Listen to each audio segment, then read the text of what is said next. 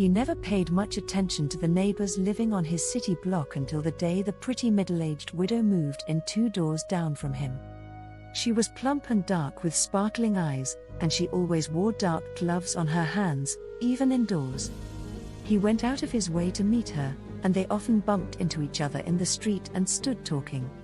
One day, as she brushed the hair back from her forehead, he caught a glimpse of gold under the glove on her right arm.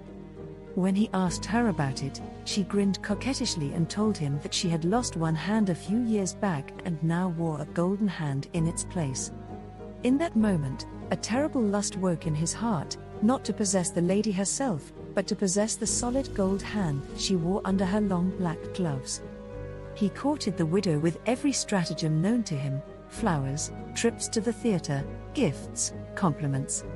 And he won her heart. Within a month, they were standing in front of a minister, promising to love one another until death parted them. Within another month, he was a widower and had buried his ailing wife in the local cemetery, without her golden hand. It had been so easy. A slow poison, administered daily to resemble a wasting disease. No one, not his wife, not the family doctor, not their neighbors, suspected murder. And the night after the funeral, he slept with the golden hand under his pillow. It was a dark night. Clouds covered the moon, and the wind was whistling down the chimney and rattling the shutters of the town house. He was deeply asleep when the door to his room slammed open with a loud bang and a wild wind whipped around the room, scattering papers and books and clothing and table coverings every which way.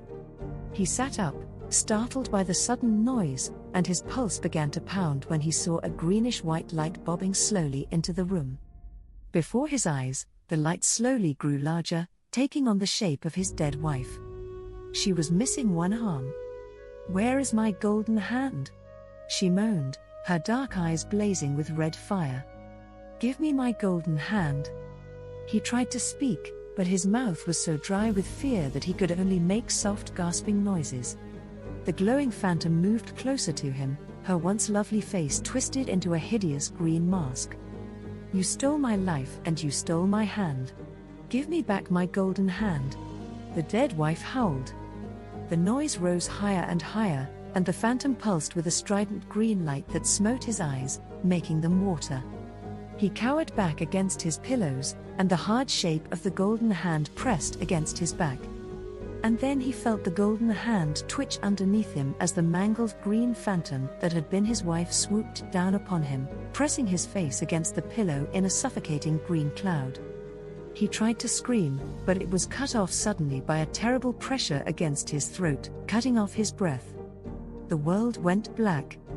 The next morning, when the housemaid came into the room with her master's morning cup of tea, she found him lying dead on the floor, with the golden hand clutched around his throat.